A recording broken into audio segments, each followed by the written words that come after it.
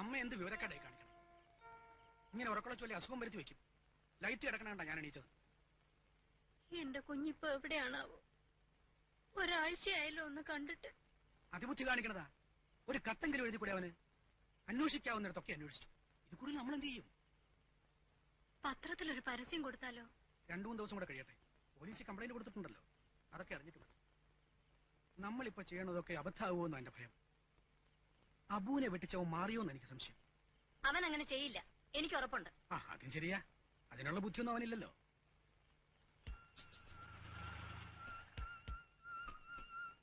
ശിവൻകുട്ടിയാണെന്ന് തോന്നുന്നു.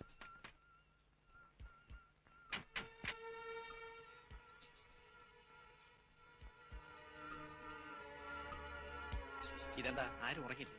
ആരൊക്കെയാ മനസ്സിലായില്ലല്ലോ. ഞങ്ങള് ശിവശങ്കറിന്റെ സുഹൃത്തുക്കളാണ്. ശിവൻ എത്തിയില്ലേ ഇതുവരെ? എന്റെ മക്കളെ, ഇതുവരെ ഒരു വിവരവുമില്ല. ഒരു കത്ത് പോലും അയച്ചില്ലേ? അതല്ലേ സങ്കടം. ഞങ്ങളിവിടെ ആകെ വിഷമത്തിലാ. ഞങ്ങളും ആകെ വിഷമത്തിലാ ശിവനെ കാണാത്തത്. ചേട്ടനല്ലേ? അതെ. ഒന്ന് വരൂ, ഒരു കാര്യം ചോദിക്കട്ടെ. അമ്മ പോയി ഇറങ്ങിക്കൊള്ളൂ.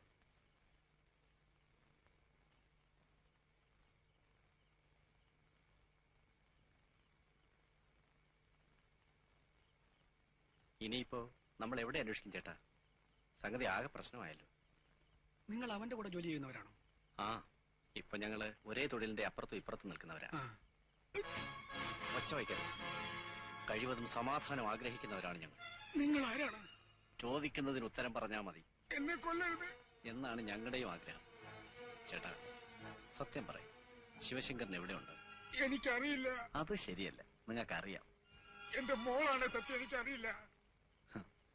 ഞങ്ങളെ വഞ്ചിച്ചുണ്ടാക്കിയ പണത്തിന്റെ പങ്കുപറ്റാൻ ഇവിടെ എത്തിയിട്ട് ഒരറിവുമില്ലാതെ നിങ്ങൾ പിന്നെയും വെയിറ്റ് ചെയ്തിരിക്കുകയാണെന്ന് ഞങ്ങൾ വിശ്വസിക്കുന്നു. ചേട്ടൻ ഇനി ഒരൊറ്റ കാര്യം ശ്രദ്ധിച്ചാൽ മതി. ചേട്ടന്റെ ജീവൻ രക്ഷിക്കുക. ശിവശങ്കരൻ ഈ ഭൂലോകത്ത് എവിടെയുണ്ടെങ്കിലും അവനെ കണ്ടെത്തും, കൊല്ലും. അനുജനെ രക്ഷിക്കാൻ നിന്ന് വെറുതെ നിങ്ങളുടെ ജീവൻ ഇല്ലാതാക്കണോ? ചേട്ടന് ഭാര്യയും കുഞ്ഞുങ്ങളും ഒക്കെ ഉള്ളതല്ലേ? ദേവി തന്നെ വിശ്വസിക്കണം. എനിക്കറിയില്ല. കൊല്ലരുത്. ജീവന് കൊതിയുണ്ട്. അറിഞ്ഞാലല്ലേ പറയാൻ പറ്റൂ. ശരി. പിന്നെ ആർക്കറിയാം?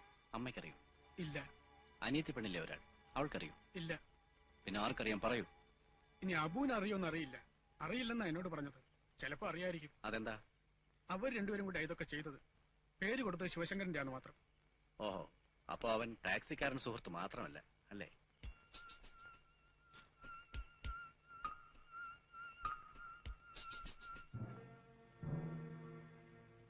നീ കഥോടച്ചിട്ട് കിടന്നു, എന്നെ കാക്കണ്ട. സാറേ, ഉറക്കം കളഞ്ഞല്ലേ? ഞങ്ങള് ടാക്സി ഡ്രൈവർമാർക്ക് അങ്ങനെ വല്ലതും ഉണ്ടോ സാറേ? എപ്പോ ഒന്ന് വിളിച്ചാലും പോണം. സാറ് കയറിയാട്ടെ. സാറേ,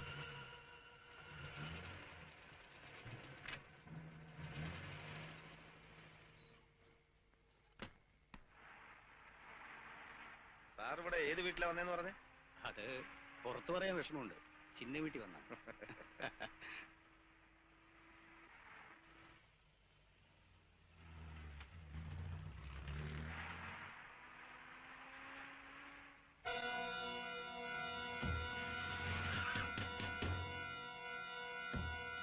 ബഹളമൊന്നും ഉണ്ടാക്കാതെ ഇറങ്ങുന്നതാണ് ബുദ്ധി.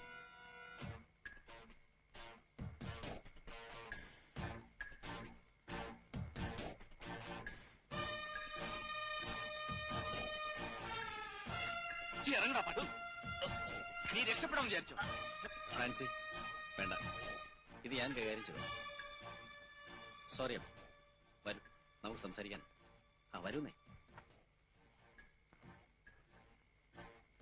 അബുവിനെ ഇപ്പൊ സംഗതികളുടെ കിടപ്പ് മനസ്സിലായിട്ടുണ്ടാവുമല്ലോ. അബു ശിവശങ്കരന് ഒറ്റിക്കൊടുത്തത് ഞങ്ങളെയാണ്. നിങ്ങളെ വഞ്ചിക്കണമെന്ന് മനഃപൂർവ്വം വിചാരിച്ചിട്ടല്ല. കുറച്ച് പണം കിട്ടാനൊരു മാർഗം. മനസ്സിലായി. പക്ഷേ ചെയ്തത് വലിയ ചതിയല്ലേ? വലിയ റിസ്ക് എടുത്താണ് ഞങ്ങൾ ഈ ബിസിനസ് ചെയ്യുന്നത്. വെറും വിശ്വാസത്തിന്റെ മുകളിലാണ് കോടിക്കണക്കിന് രൂപയുടെ ബിസിനസ് നടത്തുന്നത്. നിങ്ങൾക്ക് 10-20 ലക്ഷം രൂപ കിട്ടി. പക്ഷേ ഞങ്ങൾക്ക് പോയത് 1 കോടിയാണ്. മാത്രവുമല്ല, വിശ്വാസം നഷ്ടപ്പെട്ടില്ലേ? അതൊരു ചെറിയ കാര്യമല്ല. ചെയ്തത് തെറ്റായിപ്പോയെന്ന് അറിയാം സാർ. Very good. പക്ഷേ തെറ്റ് ചെയ്തിട്ട് സ്കൂൾ കുട്ടികളെ പോലെ തെറ്റ് സമ്മതിച്ചിട്ട് എന്താ കാര്യം? തെറ്റിനുള്ള ശിക്ഷ അത് അനുഭവിക്കണം, വേണ്ടേ?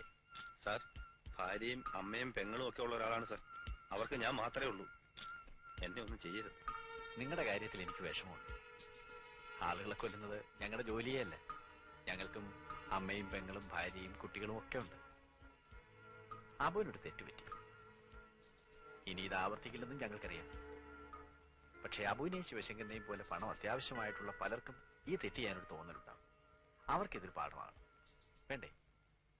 ഞങ്ങൾ മാത്രമല്ല, ഈ തൊഴിൽ ചെയ്യുന്ന എല്ലാവരും അത് ആവശ്യപ്പെടുന്നു. അതുകൊണ്ട് ശിവശങ്കരനെ ഞങ്ങൾക്ക് വേണം. അവൻ എവിടെയുണ്ട്? എനിക്കറിയില്ല സാർ. അബുവിനെ രക്ഷിക്കാനുള്ള വഴിയാണ് ഞാൻ നോക്കുന്നത്. അതുകൊണ്ട് അബു എന്നോട് സഹകരിക്കണം. ഫ്രാൻസിസ് എന്നെ പോലെയല്ല, പക്ഷെ അല്പ ചൂടനാണ്. ആ, പറയൂ.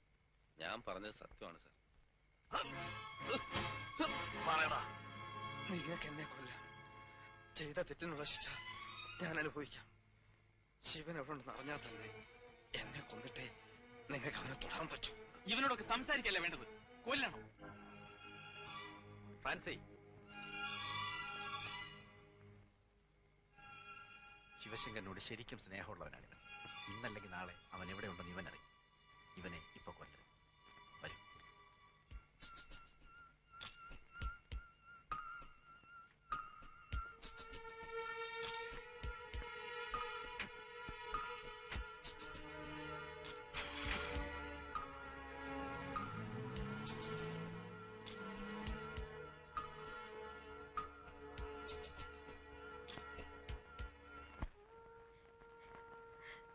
എനിക്കിനി ജീവിക്കണ്ട. എന്റെ മോനെ അവര് കൊല്ലും. ഒന്നും ഉണ്ടാവില്ലമ്മേ, അതിനുള്ള വഴി ഞാൻ നോക്കിക്കൊള്ളാം. ഞാൻ ചെന്നിട്ട് ആഭ്യന്തരമന്ത്രിക്കൊരു പെറ്റീഷൻ അയക്കാം. നീയും കൂടി പോയാ ഈ പെണ്ണിനെ കൊണ്ട് ഞാൻ ഇവിടെ എങ്ങനെ ഒറ്റയ്ക്ക് കഴിയും? ബാല, കുറച്ചു ദിവസം കൂടി നീ എന്റെ അടുത്ത് നിക്കട. അമ്മയ്ക്ക് ഇളയ മോനെ പറ്റിയ വിഷമമുള്ളൂ. ബാലേട്ടനും കൂടി ഇവിടെ നിന്ന് കള്ളക്കടത്തുകാരുടെ കൈകൊണ്ട് മരിക്കണോ? വല്യേട്ട് പൊയ്ക്കോട്ടമ്മേ, അവിടെ പെരവിളി തുടങ്ങാൻ പോവില്ലേ? അതാ ഞാൻ ഈ ധൃതി കൂട്ടണേ. ഒരു ദിവസം നിശ്ചയിച്ചത് മുടങ്ങിയ അപശകുന. ഞാനില്ലെങ്കിൽ ഒന്നും ശരിയാവുകയില്ല. ഞാൻ പോയിട്ട് ഇടയ്ക്ക് വരാമേ. അമ്മ ഇങ്ങനെ കരഞ്ഞാൽ ഞാൻ എങ്ങനെ പോവാ? വല്യേട്ട് പുറപ്പെട്ടുള്ള അമ്മയെ ഞാൻ സമാധാനിപ്പിച്ചോളാം. എന്താ ചെയ്യണ്ട ദൈവമേ. പ്രേമി, എന്തെങ്കിലും വിശേഷം ഉണ്ടെങ്കിൽ ഉടനെ അറിയിക്കണം കേട്ടോ. ഞാൻ വരട്ടെ അമ്മേ.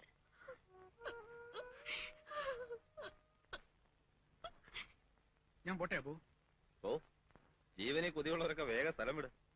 അതെന്താ അബു അങ്ങനെ ഒരു സംസാരം? അങ്ങനെയെങ്കിൽ അങ്ങനെ, നിങ്ങൾ വാ.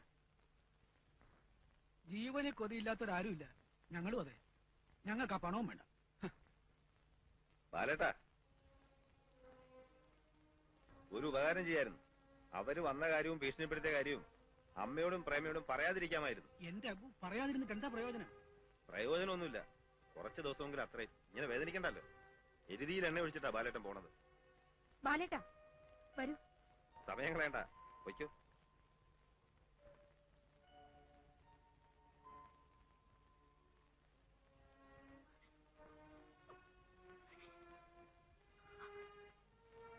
അമ്മേ, അമ്മോ, ഇത്ര വിഷമിക്ക എന്താ ഉണ്ടായേ? ആരോ വന്ന് ബാലേട്ടനെ ഭീഷണിപ്പെടുത്തി, ഇത്രയല്ലേ ഉള്ളൂ. ശിവൻ അത്ര മണ്ടനൊന്നുമല്ല. അവൻ സുഖമായിട്ട് എവിടെയെങ്കിലും ഇരിക്കുന്നുണ്ടാവും. ഈ തിക്കും തിരക്കും ഒക്കെ കഴിയുമ്പോ അവയും വരും. എനിക്ക് തോന്നണത് അവൻ കേരളം തന്നെ വിട്ടിട്ടുണ്ടാവുന്ന. ഇവിടെ ആരും ഇല്ലെന്ന് വിചാരിച്ച അമ്മ വിഷമിക്കണ്ട. ഞാനില്ലേ അമ്മ ഇവിടെ?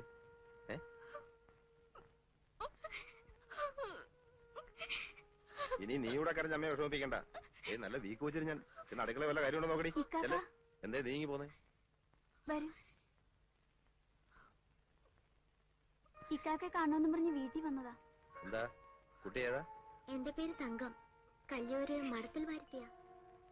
ഇത് തരാൻ പറഞ്ഞു കൂട്ടുകാരൻ ശിവശങ്കരൻ. ശിവൻകുട്ടിയോ? ആ, അബുവിന് ഞാൻ ജീവിച്ചിരിക്കുന്നു. ഉടനെ എന്നെ വന്ന് കാണണം.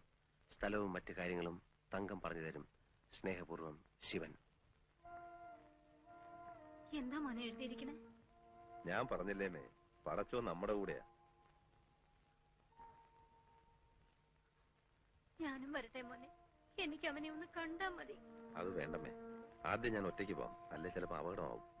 ഏട്ടനെ കാണുമ്പോ ഒരു കാര്യം പറയണം. ആ പണം എനിക്ക് വേണ്ട.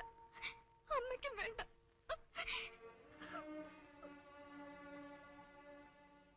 ശരി അവള് പറഞ്ഞത്. എനിക്ക് അവൻ മാത്രം മതി.